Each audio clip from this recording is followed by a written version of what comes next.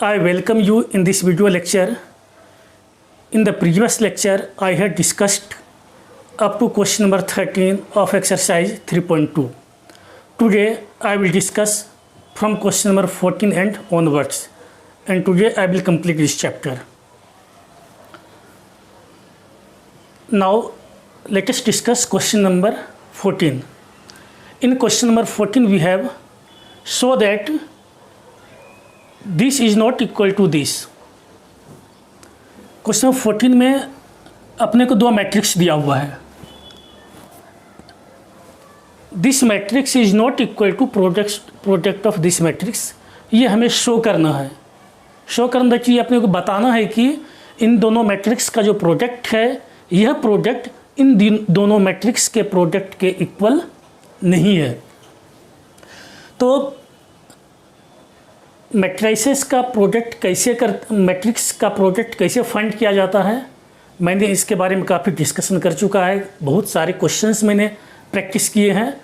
I think आपको अच्छे से समझ में आ गया होगा और आपने काफ़ी प्रैक्टिस भी किया होगा. तो इसको मैं सॉल्व नहीं करूँगा, इसको वर्बली में समझा रहा हूँ. यहाँ दो मैट्रिक्स दिया हुआ है. एक मैट्रिक्स ये है, एक मैट्रिक्स ये है. दोनों मैट्रिक्स का प्रोडक्ट निकालना है. जैसे नॉर्मल प्रोडक्ट, जनरल प्रोडक्ट निकालते हैं, जैसे नॉर्मल वे में दो मैट्रिक्स का प्रोडक्ट आप निकालते हैं, प्रोडक्ट करते हैं, इन द सेम वे इसका भी प्रोडक्ट अपने को निकालना है. फिर सिमिलरली यहाँ राइट हैंड साइड में जो दो मैट्रिक्स है, इन दोनों मैट्रिक्स को भी मल्टीप्लाई करेंगे. जब मल्टीप्लिकेशन के बाद देखेंगे दोनों मैट्रिक्स आपस में इक्वल नहीं है. इसमें कुछ भी नई चीज़ नहीं, बस सिंपल प्रोडक्ट है. ये क्वेश्चन नंबर फर्स्ट सॉल्व हो गया. Now question number second. Question number second में भी हमें दो मैट्रिक्स दिया हुआ है. इन दोनों मैट्रिक्स का प्रोडक्ट हमें ये बताना है, ये शो करना है कि this is not equal to product of this both matrices. तो सिमिलरली यहाँ भी इन दोनों मैट्रिक्स का प्रोडक्ट निकालेंगे. जैसे आप प्रोडक्ट फाइंड करते हैं, प्रोडक्ट निकालते हैं, उसी तरह से इसका भी आप प्रोडक्ट निकालें. फिर इसी तरह से फिर इसका भी प्रोडक्ट निकालेंगे. फिर जो रिजल्ट मिलेगा हम लोग ये देखेंगे कि दोनों आपस में इक्वल नहीं है. यही हमें शो करना है.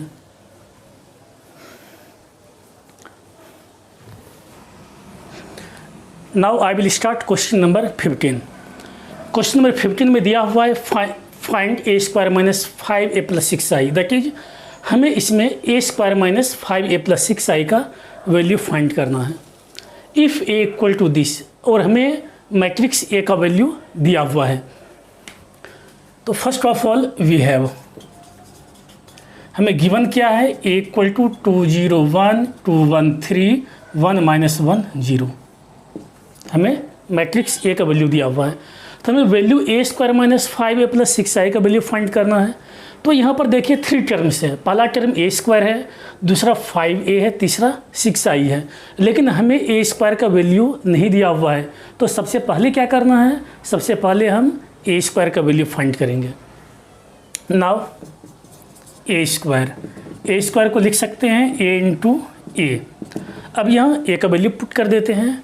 It will be equal to 2 0 1 2 1 3 1 minus 1 0 into 2 0 1 2 1 3 1 minus 1 0.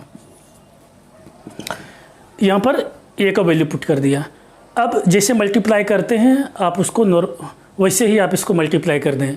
और टू मैट्रिसेस को कैसे मल्टीप्लाई किया जाता है आपने काफ़ी प्रैक्टिस की है, तो इसको उसी तरह से मल्टीप्लाई करें. तो इसको मल्टीप्लाई करने के लिए फर्स्ट रो के एलिमेंट को फर्स्ट कॉलम के एलिमेंट के साथ मल्टीप्लाई करेंगे. Then it will be 2 into 2 plus 0 into 2 plus 1 into 1. अब फर्स्ट रो के एलिमेंट को सेकेंड रो के एलिमेंट के साथ मल्टीप्लाई करेंगे. 2 into 0 plus 0 into 1 plus 1 into minus 1. First row के एलिमेंट को थर्ड रो के एलिमेंट के साथ मल्टीप्लाई करेंगे, थर्ड कॉलम के एलिमेंट के साथ मल्टीप्लाई करेंगे. 2 into 1 plus 0 into 3 plus 1 into 0. अब सेकेंड रो के एलिमेंट को फर्स्ट कॉलम के एलिमेंट के साथ मल्टीप्लाई करेंगे. 2 into 2 plus 1 into 2 plus 3 into 1. इसके बाद 2 into 0 plus 1 into 1 plus 3 into minus 1. Next 2 into 1 plus 1 into 3 plus 3 into 0। Similarly third row के एलिमेंट को फर्स्ट कॉलम के एलिमेंट के साथ मल्टीप्लाई करेंगे, then it will be 1 into 2 plus minus 1 into 2 plus 0 into 1।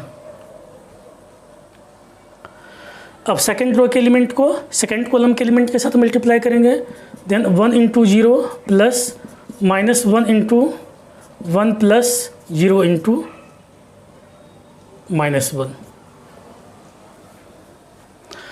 अब third row के element को third column के एलिमेंट के साथ मल्टीप्लाई करेंगे, 1 into 1 plus minus 1 into 3 plus 0 into 0।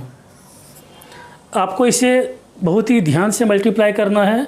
थोड़ा सा भी माइंड डाइवर्ट आपका हुआ, कहीं गलती हो जाएगी, क्योंकि यहाँ there is importance of each and every digit, each and every number, therefore we have to multiply this very carefully.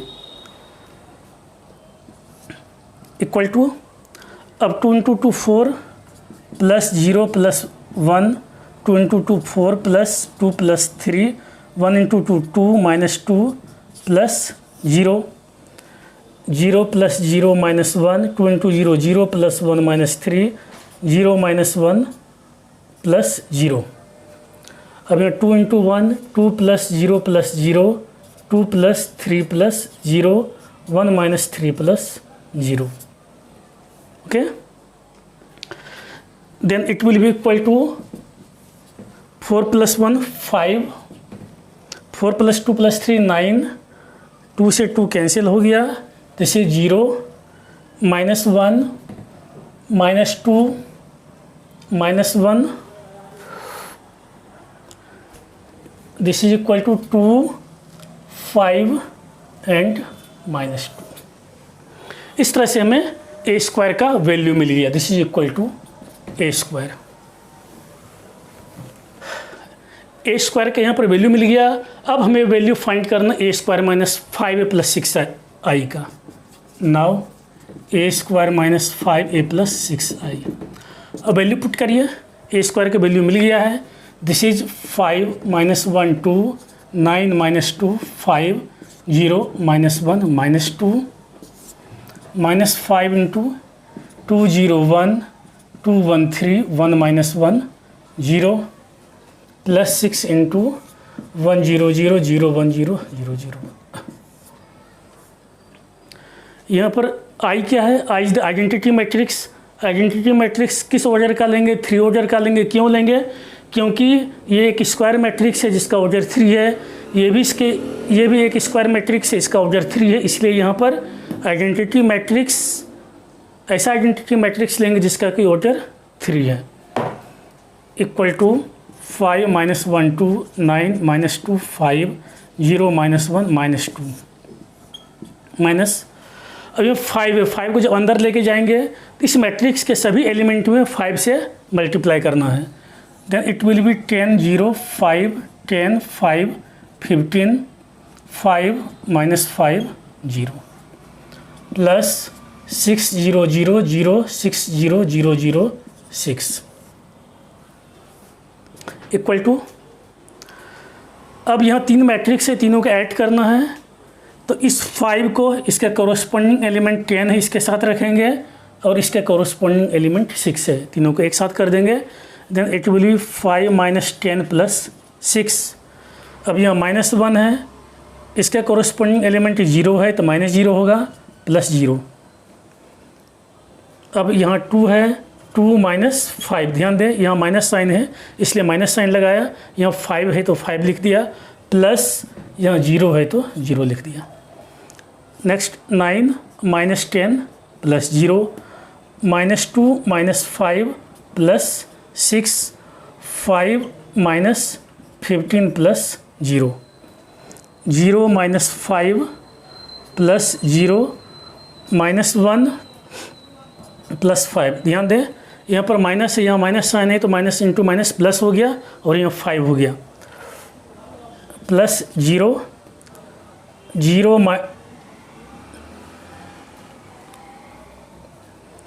Minus 2 -0 + 6 this is equal to, that will be equal to, अब 6 + 5 11, 11 - 10 1, कुछ नहीं इसमें है, बस सिंप्लीफिकेशन है। बस simplify करते समय बहुत थोड़ा केयरफुल रहना होता है कि कहीं आपसे मिस्टेक ना हो जाए। आपसे मिस्टेक, मैं बार बार बोल रहा हूँ कि मिस्टेक भी नहीं होगा। जब एक बार आप प्रैक्टिस कर लेंगे अच्छे से, कई बार प्रैक्टिस कर लेंगे तो मिस्टेक होना भी आपसे आपका बंद हो जाएगा। तो यहाँ पर 1 हो गया, ये -1, 2 - 5 -3, 9 - 10 -1, this is equal to -1, this is equal to -10, यहाँ पर -5, दिस इज 4, दिस इज 4। तो हमें a² - 5 + 6i का वैल्यू फाइंड करना था। यहाँ पर सभी का वैल्यू पुट कर दिया, सिंप्लीफाई कर दिया। सिंप्लीफिकेशन के बाद हमें ये मिल गया। इस तरह से अपना आंसर हो गया। Now question number 16। Question number 16 में हमें दिया हुआ है a = this, that is matrix A का वैल्यू दिया हुआ है और यहाँ से हमें ये प्रूव करना है कि a³ - 6a² + 6a + 2y = 0 होता है। इसको समझते हैं, इसको सॉल्व कैसे करेंगे। हमें मैट्रिक्स A दिया हुआ है तो सबसे पहले यहाँ a² का वैल्यू फाइंड करते हैं। a² = क्या होगा, a × a। इसके पहले जो मैंने क्वेश्चन सॉल्व किया था उसमें मैंने बताया था कि a² का वैल्यू कैसे फाइंड करते हैं। a × a को मल्टीप्लाई कर देंगे तो a² मिल जाएगा। ओके, यहाँ से आप a² के वैल्यू फाइंड कर लें। जब a² का वैल्यू मिल जाएगा तो उसके बाद हमें a³ का फाइंड करना है। तो a³ को लिख सकते हैं a² × a। अब a² का वैल्यू यहाँ से आपको मिल जाएगा, उसको फिर a से मल्टीप्लाई कर देंगे तो यहाँ से हमें a³ का वैल्यू मिल जाएगा। ओके, अब a³ मिल गया, a² मिल गया, तो यहाँ से जो है अब LHS लेंगे। LHS में दिया हुआ है a³ - 6a² + 7a + 2y।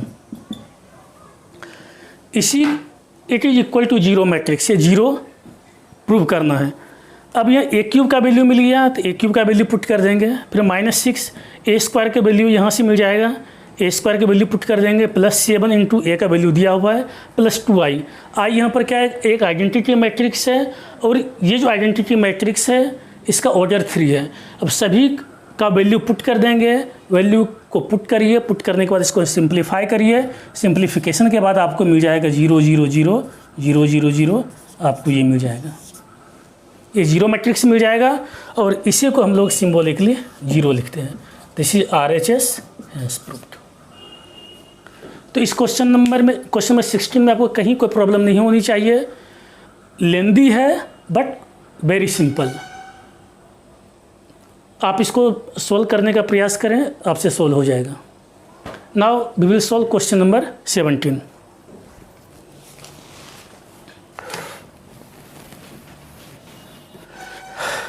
Now we solve question number 17।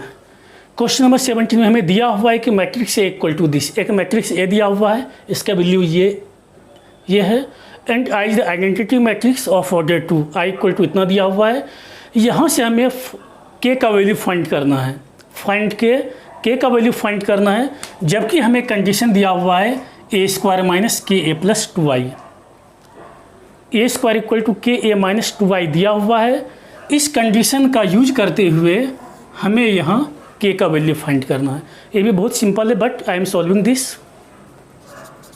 Solution. We have a = 3 - 2 4 - 2, A का वैल्यू दिया हुआ है। तो चूंकि हमें यहाँ से K का वैल्यू निकालना है तो इसमें ये देखते हैं कि हमें किस किस टर्म की ज़रूरत है। ये एक a² की ज़रूरत है, एक a की ज़रूरत है और तीसरा i की ज़रूरत है। तो पहले सारे टर्म्स को फाइंड करते हैं।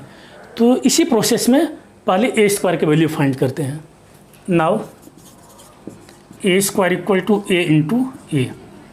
अब a = दिया हुआ है 3 - 2 4 - 2 × 3 - 2 4 - 2।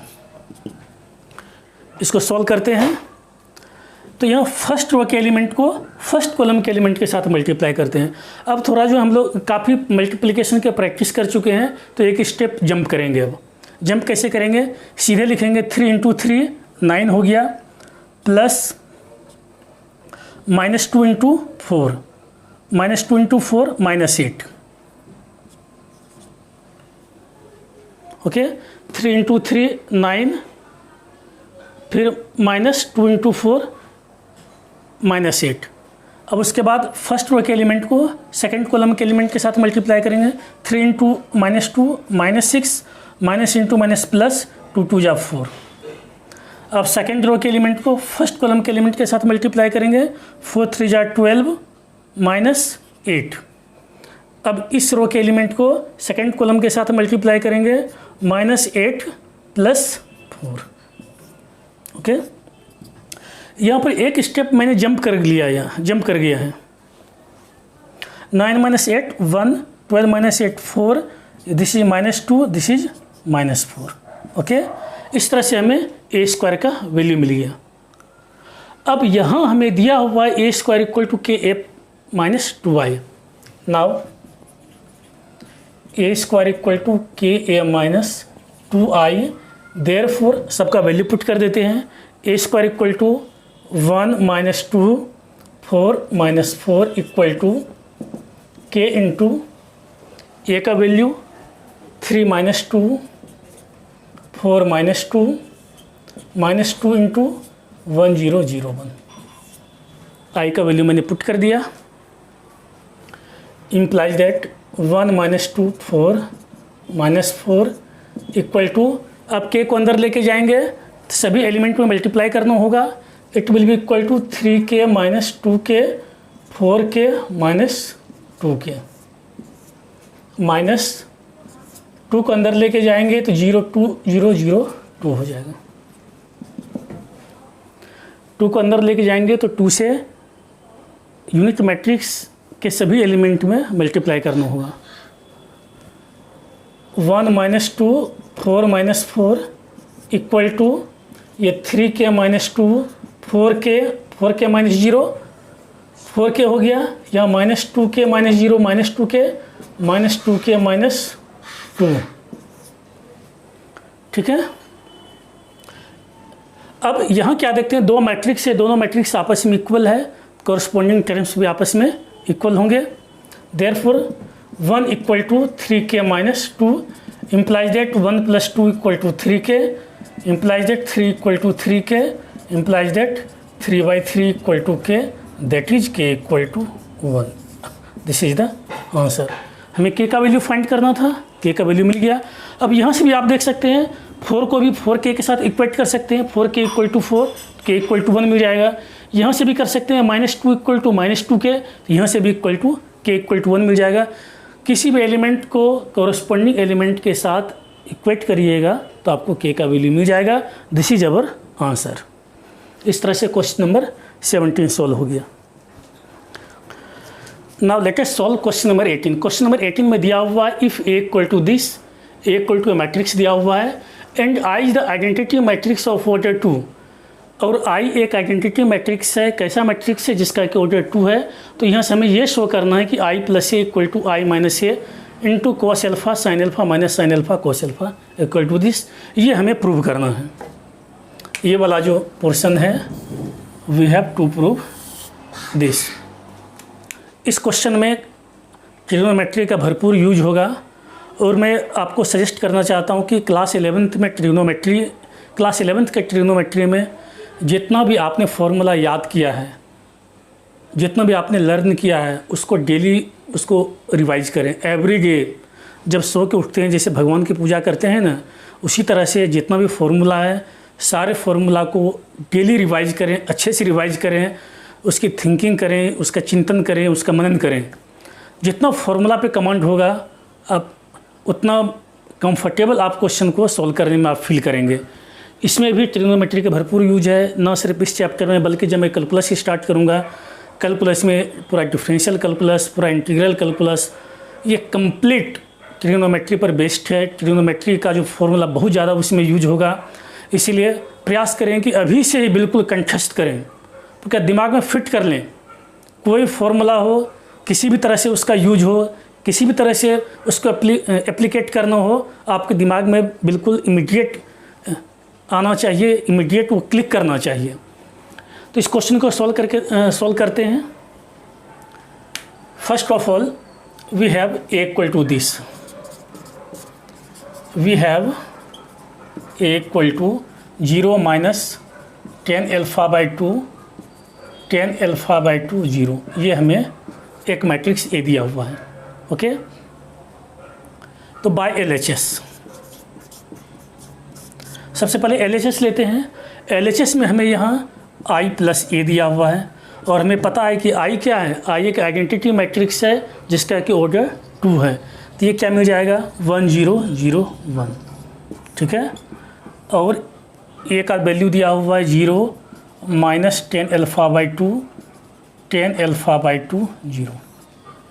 ओके, अब इसको सॉल्व करेंगे। 1 प्लस 0 1, यहाँ पर माइनस 10 अल्फा बाई 2 मिल गया। 0 plus 10 alpha by 2 10 alpha by 2, 1 plus 0 1। जी, हमें LHS इतना मिल गया। अब RHS देखते हैं क्या है। बाय RHS में दिया हुआ है I minus I into cos alpha minus sine alpha cos alpha. RHS में हमें इतना दिया हुआ है।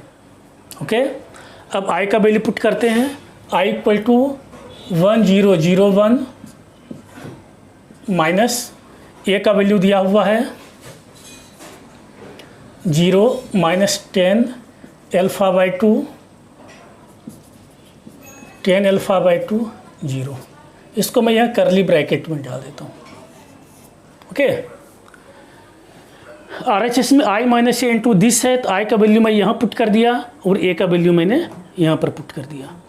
अब इसको एज इट इज लिख देते हैं। This is cos alpha minus sine alpha cos alpha, ठीक है। अब सिंप्लीफाई करेंगे इक्वल टू, अब पहले जो करली ब्रैकेट में है इसको सॉल्व करते हैं। तो यहाँ पर 1 है, यहाँ 0 है, तो 1 माइनस 0 1, तो यहाँ 0 माइनस इंटू माइनस प्लस हो जाएगा, प्लस 10 अल्फा बाई 2। यहाँ 0 है, माइनस 10 अल्फा बाई 2 है, this is equal to minus 10 alpha by 2। यहाँ 1 है, 1 माइनस 0 1, ठीक है। इसको यहाँ से यहाँ तक मैंने सिंप्लीफाई कर दिया। जब सिंप्लीफाई कर दिया तो अपने को ये मिल गया। अब इसको एज इट इज लिख देते हैं यहाँ। This is equal to cos alpha sine alpha minus sine alpha into cos alpha, ठीक। अब इसको सिंप्लीफाई करेंगे। अब ये दो मैट्रिक्स है, दोनों मैट्रिक्स प्रोडक्ट फॉर्म में है, इसका प्रोडक्ट फाइंड करेंगे। प्रोडक्ट फाइंड करने के लिए फर्स्ट रो के एलिमेंट को फर्स्ट कॉलम के एलिमेंट के साथ मल्टीप्लाई करेंगे। तो 1 इंटू कॉस एल्फ़ा, यहाँ पर कॉस एल्फ़ा हो गया, plus 10 alpha by 2 into sine alpha, this is equal to 10 alpha by 2 into sine alpha, ठीक है। फर्स्ट रो के एलिमेंट को फर्स्ट कॉलम के एलिमेंट के साथ मल्टीप्लाई किया। सिमिलरली फर्स्ट रो के एलिमेंट को सेकंड रो के एलिमेंट के साथ मल्टीप्लाई करेंगे। तो 1 इंटू माइनस साइन एल्फ़ा फिर plus 10 alpha by 2 into cos alpha. अब सेकेंड रो के एलिमेंट को फर्स्ट कॉलम के एलिमेंट के साथ मल्टीप्लाई करेंगे, minus 10 alpha by 2 into cos alpha, minus 10 alpha by 2 into cos alpha plus sign alpha. फिर first second row के element को सेकंड कॉलम के एलिमेंट के साथ मल्टीप्लाई करेंगे। तो ये माइनस इंटू माइनस ये प्लस हो गया, यहाँ पर मिल जाएगा 10 alpha bye 2 into sine alpha फिर प्लस कॉस एल्फ़ा। ओके, इतना कर दिया। यहाँ से इसको मैं इरेज कर देता हूँ पूरा। हमें इसको सिंप्लीफाई करेंगे, जब सिंप्लीफाई करेंगे तो after simplification we will get this, यही हमें प्रूव करना है। तो इसको सिंप्लीफाई करने के लिए पहले cos alpha plus ten alpha by two into sine alpha, इसको अलग अलग इंडिविजुअली इसको सॉल्व करते हैं। यह cos alpha plus ten alpha by two into sine alpha, और यहाँ भी ये भी सेम चीज़ है, यहाँ ध्यान दें। बस डिफरेंस इतना ही है कि ये वाला पोर्शन यहाँ लेफ्ट में और ये वाला पोर्शन राइट में है, तो एक तो इसको सिंप्लीफाई करना होगा। दूसरी चीज़, ये और ये भी दोनों भी सेम चीज़ है, इक्वल चीज़ है। माइनस कॉमन, इसको एक कम करता हूँ, इसका एक स्टेप जो मैं एक्सटेंड कर देता हूँ तो अच्छे समझ में आएगा। cos alpha plus ten alpha by two into sine alpha, और यहाँ minus ten alpha by two into cos alpha plus sine alpha. यहाँ पर माइनस साइन कॉमन ले लेते हैं, ये मिल जाएगा sine alpha minus ten alpha by two into cos alpha, और यहाँ लिख देते हैं इसको cos alpha plus ten alpha by two into sine alpha. ठीक है, अब यहाँ क्या देखते हैं, ये दोनों सेम स्टेप है, ये दोनों भी एक ही चीज़ है, बस यहाँ नेगेटिव साइन आ गया। अब इसको अलग अलग करके सॉल्व करते हैं। सबसे पहले इस स्टेप को सॉल्व करते हैं। Let us take cos alpha plus ten alpha by two into sine alpha equal to cos alpha plus ten alpha by two को क्या लिख सकते हैं, sine alpha by two upon cos alpha by two, इसको लिख सकते हैं, into sine alpha को लिख सकते हैं two sine alpha by two into cos alpha by two लिख सकते हैं इसको, क्योंकि हमें पता है कि sine A equal to two sine A by two into cos A by two होता है, ये हमें पता है। तो यहाँ अल्फ़ा के प्लेस पर, ए के प्लेस पर यहाँ अल्फ़ा लिख दिया, तो sine alpha equal to two sine alpha by two cos alpha by two, यहाँ पर इतना मिल गया। अब ये cos अल्फ़ा बाई टू से cos alpha by two cancel हो गया, equal to cos alpha plus two sine alpha by two, two sine square alpha by two, sine alpha by two into sine alpha by two, two sine square alpha by two equal to. अब cos alpha का value क्या होगा, मैंने बताया कि इसमें trigonometric formula का भरपूर यूज होगा, इसमें पूरा भयंकर उपयोग है। तो cos अल्फ़ा इक्वल टू कितना मिलेगा, इसका फॉर्मूला होता है cos square alpha by two minus sine square alpha by two plus two sine square alpha by two. मैं ब्रैकेट में लिख देता हूँ cos alpha equal to cos square alpha by two minus sine square alpha by two, ये formula होता है। Equal to कितना मिल जाएगा, ये cos square alpha by two, अब minus sine square alpha by two plus two sine square alpha by two कितना मिल जाएगा, ये it is equal to sine square alpha by two. Okay, अब sine square alpha by two plus cos square alpha by two कितना मिलेगा, one मिलेगा, it is equal to one. क्यों होगा, since sine square theta plus cos square theta equal to one होता है। यह angle जो है थीटा के प्लेस पर अल्फ़ा बाई टू आ गया, sign square alpha by two plus cos square alpha by to one. यहाँ एंगल थीटा हो, अल्फ़ा हो, बीटा हो, 30 डिग्री 45 डिग्री कुछ भी हो एंगल, उससे कुछ फ़र्क नहीं पड़ता है। बस कंडीशन ये है कि दोनों एंगल इक्वल होना चाहिए। दोनों एंगल इक्वल होता है तो उसका सम जो है हमेशा वन होता है। cos square alpha by two plus sine square alpha by two equal to one. That is, इसका ये मतलब है कि जब इसको मैंने सॉल्व किया तो इसका वैल्यू कितना आ गया, यहाँ पर वन आ गया, ये वन और ये भी वन। अब इसको सॉल्व करके देखते हैं। Now let us take cos alpha plus ten alpha by, ये तो ले ही लिया मैं, अब इसको सॉल्व करते हैं। Minus ten alpha by two into cos alpha plus sine alpha. Now minus ten alpha by two into cos alpha plus sine alpha, इसको सॉल्व करते हैं। तो यहाँ भी टेन अल्फ़ा बाई टू को क्या लिख सकते हैं, sine alpha by two upon cos alpha by two minus sine alpha by two upon cos alpha by two into cos alpha plus sine alpha को two sine alpha by two into cos alpha by two. ये इसके पहले मैंने formula बताया था, यहाँ लिख भी देता हूँ मैं, sine A equal to 2 sine A by 2 into cos A by 2 होता है। Sine A equal to 2 sine A by 2 cos A by 2 होता है।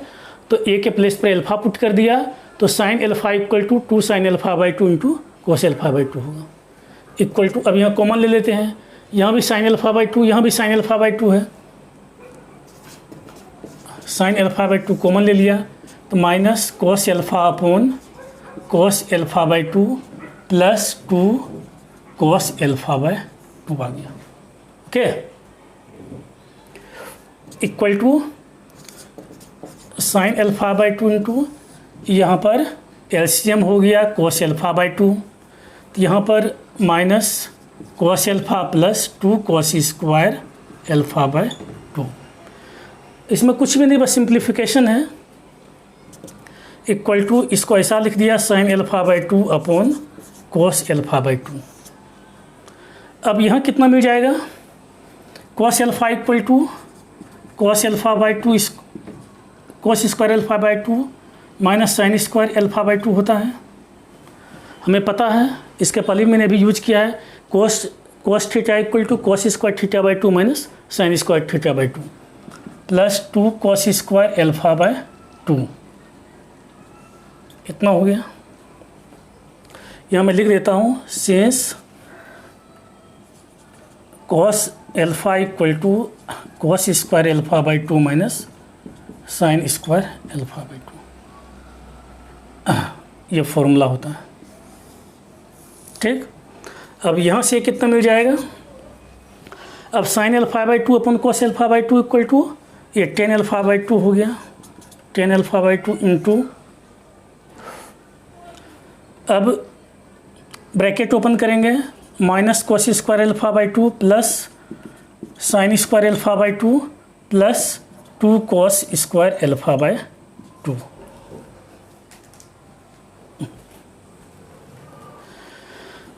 तो इसके बाद अपने को ये स्टेप मिल गया।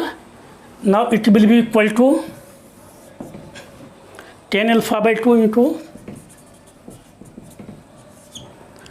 Minus cos square alpha by 2 plus 2 cos square alpha by 2। It will be equal to cos square alpha by 2 plus sine square alpha by 2 sine square alpha by 2 equal to 10 alpha by 2 into, अब हमें पता है cos square theta plus sine square theta कितना होता है, 1 होता है, into 1 equal to 10 alpha by 2।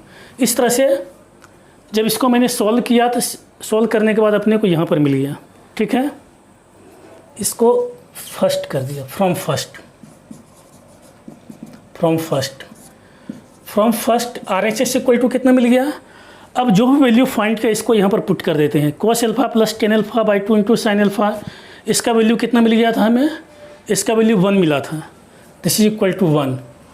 और इसका वैल्यू कितना मिल गया, इसका वैल्यू मिल गया यहाँ 10 अल्फ़ा बाई 2, 10 अल्फ़ा बाई 2। यहाँ पर minus sine alpha minus 10 alpha by 2 into cos alpha, कितना, ये 10 अल्फ़ा बाई 2 हो गया है। यहाँ मैंने फाइंड किया ना, यहाँ ये minus 10 alpha by 2 into cos alpha plus sine alpha, इसका वैल्यू हमें मिल गया है 10 अल्फ़ा बाई 2, तो यहाँ पर मिल गया minus 10 alpha by 2, this is 1 हो गया। RHS को जब मैं सिंप्लीफाई किया तो इतना मिल गया। हमें प्रूव क्या करना था, LHS में क्या था, LHS में मेरा यही था 1 minus 10 alpha by 2, 10 alpha by 2 1। That is जब RHS को सिंप्लीफाई किया, सिंप्लीफाई करते करते हमें ये मिल गया, ये क्या मिल गया, LHS मिल गया। Therefore LHS equal to RHS has proved, हमें यही प्रूव करना था। इस क्वेश्चन में कुछ भी नहीं है, बस सिंप्लीफिकेशन है और ट्रिग्नोमेट्रिक फार्मूला का यूज है, भरपूर उपयोग है। तो इस तरह से अपना ये क्वेश्चन सॉल्व हो गया। Now we will solve question number 19। देखिए क्वेश्चन नंबर 19 और 20 ये नंबर थ्योरी है, वर्ड्स प्रॉब्लम है। तो इस चैप्टर में जितने भी वर्ड्स प्रॉब्लम है, सारे वर्ड्स प्रॉब्लम के लिए मैं एक इंडिविजुअल लेक्चर बनाऊंगा। उस लेक्चर में सारे वर्ड्स प्रॉब्लम मैं समझाऊंगा, उसको सॉल्व करूंगा। तो अब इसके बाद क्वेश्चन सॉल्व करते हैं। Question number 21। अब हम लोग क्वेश्चन नंबर 21 और 22 सॉल्व करेंगे। तो क्वेश्चन नंबर 21 और 22 दोनों के लिए कुछ कंडीशंस दिया हुआ है। हमें दिया हुआ assume that x is a matrix of order 2/n। हमें दिया हुआ है कि x एक मैट्रिक्स है। एक x कैसा मैट्रिक्स है? एक x एक ऐसा मैट्रिक्स है जिसका कि ऑर्डर 2/n है। सिमिलरली y भी एक मैट्रिक्स दिया हुआ और इसका ऑर्डर 3/k है। z एक मैट्रिक्स है और इसका ऑर्डर 2/p है। w एक ऐसा मैट्रिक्स है जिसका ऑर्डर n/3 है। p एक मैट्रिक्स है जिसका ऑर्डर p/k है। तो यहाँ से क्वेश्चन नंबर 21 में दिया हुआ है the restriction on n, k and p। हमें ये बताना है कि n, k और p इन तीनों के बीच क्या रिस्ट्रिक्शन है so that py plus wy will be defined. That is हमें NKP क्या है? NKP is related to the order of the matrix. तो NK और P के बीच क्या रिस्ट्रिक्शन है जिसके लिए कि py प्लस wy डिफाइंड होगा। हमें इसमें ABCD 4 ऑप्शन दिया हुआ है। यहाँ से हमें ये पता करना है कि कौन सा ऑप्शन सही है, इसको हम लोग समझते हैं। तो पहले रिस्ट्रिक्शन किसके लिए फाइंड करना है? py प्लस wy के लिए। ध्यान दें, ये क्वेश्चन समझने वाला है, इसको ध्यान से समझें। बहुत टेक्निकल क्वेश्चन है। यहाँ py प्लस wy ये डिफाइंड होना चाहिए। तो पहली बात तो यहाँ पर ये है कि 2 टर्म है। पहला टर्म यहाँ py है, दूसरा टर्म क्या है? wy है। तो py का मतलब क्या हुआ? py का ये मतलब हुआ है कि p और y 2 मैट्रिक्स है। py का मतलब क्या हुआ? p और y 2 मैट्रिक्स है, इसका प्रोडक्ट py है, p इंटू वाई। फिर सिमिलरली wy का मतलब क्या हुआ? w into Y. तो पहले देखते हैं कि p का मैट्रिक्स p का ऑर्डर कितना दिया हुआ है? ये p/k है, ओके। और y का मैट्रिक्स y का ऑर्डर कितना दिया हुआ है? y का ऑर्डर है 3/k। और मैंने बताया था कि किसी भी 2 मैट्रिक्स को यदि मल्टीप्लाई करना है तो उसको मल्टीप्लाई करने के लिए कंडीशन होता है। कंडीशन क्या होता है? पहले मैट्रिक्स में जितने नंबर ऑफ कॉलम्स है और दूसरे मैट्रिक्स में जितने नंबर ऑफ रो है वो इक्वल होना चाहिए। तो यहाँ p का ऑर्डर p/k है और y का ऑर्डर 3/k है। तो मैट्रिक्स p में नंबर ऑफ कॉलम कितने? यहाँ 3 है। और y मैट्रिक्स में नंबर ऑफ रो कितने हैं? 3 है। ये दोनों आपस में क्या होगा? इक्वल होगा, ठीक है। चूँकि यहाँ py डिफाइंड है, डिफाइंड का मतलब ये है कि दोनों का प्रोडक्ट भी डिफाइंड होना चाहिए। जब डिफाइंड कब होगा, प्रोडक्ट कब पॉसिबल होगा, कब संभव होगा? तभी संभव होगा जब पहले मैट्रिक्स में नंबर ऑफ कॉलम, दूसरे मैट्रिक्स में नंबर ऑफ रो, ये दोनों आपस में इक्वल है। तो यहाँ से p equal to p into K है और y equal to 3 into K है। बस तो यहाँ मैट्रिक्स p का ऑर्डर p/k है और y का ऑर्डर 3/k है। तो यहाँ k इक्वल टू 3 मिल जाएगा। तो इम्प्लाइज दैट कितना होगा? k equal to 3, okay. py defined कब होगा? py डिफाइंड तभी होगा जबकि इसमें नंबर ऑफ कॉलम और इसके नंबर ऑफ रो इक्वल हो, that is k equal to 3। एक यहाँ पर कंडीशन मिल गया। सिमिलरली wy के बारे में सोचते हैं। तो wy क्या है? w और इंटू वाई, ये भी 2 मैट्रिक्स है, दोनों मैट्रिक्स का ये प्रोडक्ट है। प्रोडक्ट पहले ये देखते हैं कि डिफाइन इसको करना है। तो w का ऑर्डर यहाँ क्या दिया हुआ है? w का ऑर्डर n/3 दिया हुआ है और y का ऑर्डर कितना दिया हुआ है? 3/k दिया हुआ है, 3/k। तो यहाँ पर क्या देखते हैं कि यहाँ w में जो नंबर ऑफ कॉलम्स हैं और y में नंबर ऑफ रो दोनों इक्वल ऑलरेडी दिया हुआ है।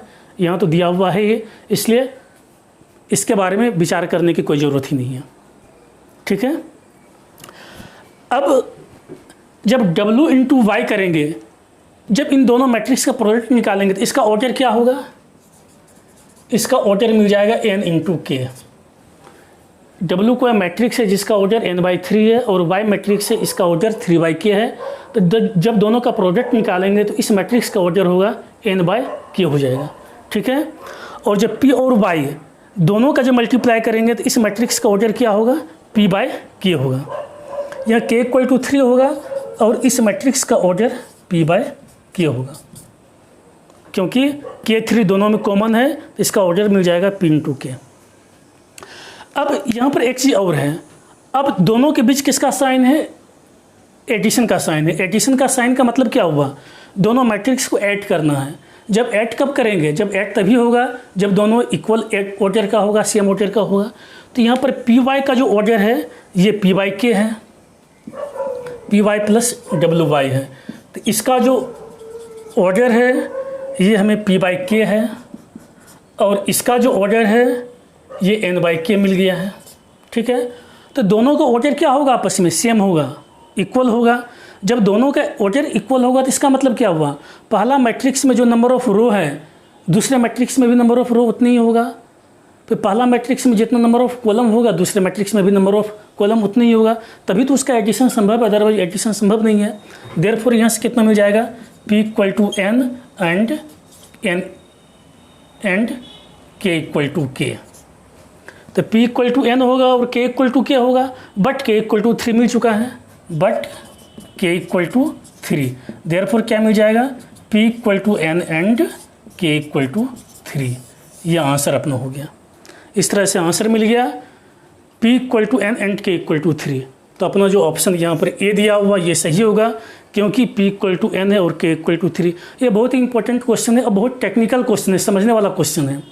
वास्तव में यदि ये मैट्रिक्स में यदि अच्छे क्वेश्चन को काउंट किया जाए कि इसमें अच्छे क्वेश्चन कौन है जो समझने वाला है, उसी में एक क्वेश्चन ये भी है, ये कम्पिटिटिव एग्जाम में भी काफ़ी पूछा जाता है।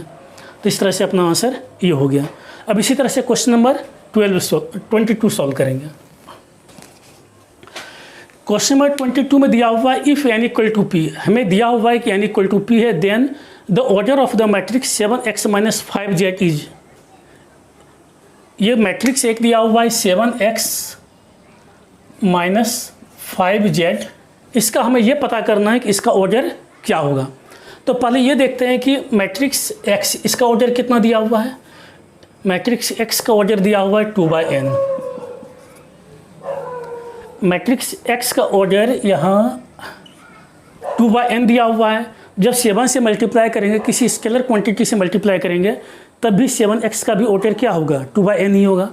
सिमिलरली यहाँ z का ऑर्डर हमें दिया हुआ है 2/p, z का ऑर्डर 2/p दिया हुआ है। ओके, z का ऑर्डर 2/p है, तो 5 से जब मल्टीप्लाई करेंगे इस मैट्रिक्स में, तब भी तो ऑर्डर उसका वही होगा। अंदर का एलिमेंट भले चेंज होगा जब 5 से मल्टीप्लाई करेंगे, लेकिन उस मैट्रिक्स का ऑर्डर नहीं चेंज हो सकता है। ऑर्डर हमेशा 2/5 ही मिलेगा। ठीक है, अब इस मैट्रिक्स का ऑर्डर 2/n है और इस मैट्रिक्स का ऑर्डर 2/5 है, दोनों के बीच माइनस साइन है। तो दो मैट्रिक्स का सब्ट्रैक्शन कब पॉसिबल है, सब्ट्रैक्शन तभी पॉसिबल है जब दोनों मैट्रिक्स का ऑर्डर इक्वल हो, ऑर्डर सेम हो। तो इसका ये मतलब हो गया कि जब इस मैट्रिक्स का ऑर्डर 2/n है तो और इस मैट्रिक्स का ऑर्डर 2/5 है, तो दोनों भी तो आपस में इक्वल होगा। दैट इज इस मैट्रिक्स में जितने नंबर ऑफ रो होंगे उतने ही नंबर ऑफ रो इसमें भी होंगे। सिमिलरली इस मैट्रिक्स में नंबर ऑफ कॉलम्स जितने होंगे उतने नंबर ऑफ कॉलम्स इस मैट्रिक्स में भी होंगे। तो यहाँ से क्या मिल जाएगा, n इक्वल टू पी होगा। क्यों, क्योंकि इस मैट्रिक्स का ऑर्डर 2/3 है, इस मैट्रिक्स का ऑर्डर 2/5 है। ठीक है, तो सब्ट्रैक्शन तभी पॉसिबल है जबकि दोनों मैट्रिक्स में नंबर ऑफ रो और नंबर ऑफ कॉलम्स आपस में इक्वल हो। तो इस मैट्रिक्स में नंबर ऑफ रो 2 है, इस मैट्रिक्स में नंबर ऑफ रो 2 है, ये तो ऑलरेडी दिया हुआ है, इसमें हमें कुछ करना है ही नहीं। तो इस मैट्रिक्स में नंबर ऑफ कॉलम n है, तो इस मैट्रिक्स में नंबर ऑफ कॉलम क्या है, p है। तो n और p भी आपस में क्या होगा, इक्वल होगा। इक्वल होगा तभी तो दोनों को माइनस कर सकते हैं, जब इक्वल नहीं होगा तो माइनस नहीं कर सकते हैं। इस तरह से n इक्वल टू क्या मिल गया हमें, p हो गया।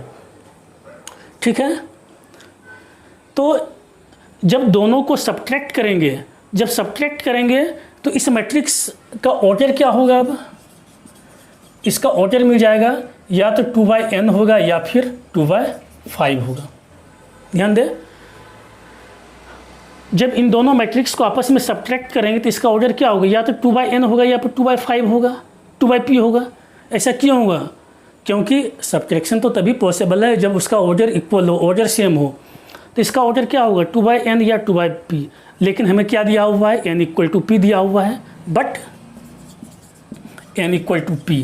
देयरफॉर क्या मिल जाएगा, order of this matrix is 2 into p, 2 into p। 2 into p भी लिख सकते हैं अपना ऑप्शन में, यहाँ 2/n दिया हुआ है, 2/n, तो n इक्वल टू p में, तो यहाँ p की जगह पर n यहाँ पर पुट कर दें, 2/n। ओटर क्या हो, या तो 2/n होगा या फिर 2/p होगा। अपने को ऑप्शन में 2/n दिया हुआ रहेगा तो 2/n आंसर होगा, 2/p दिया हुआ हो तो 2/p आंसर होगा। ठीक है, तो इस तरह से अपना आंसर जो है बी हो गया। तो आज मैंने जितना भी क्वेश्चन सॉल्व करवाया है, इसको समझने में कहीं कोई भी आपको दिक्कत हो तो आप मेरे कमेंट बॉक्स में डेफिनेटली लिखें, और मैं प्रयास करूंगा कि इसका आंसर आप तक जल्दी से जल्दी पहुंच जाए। Thank you.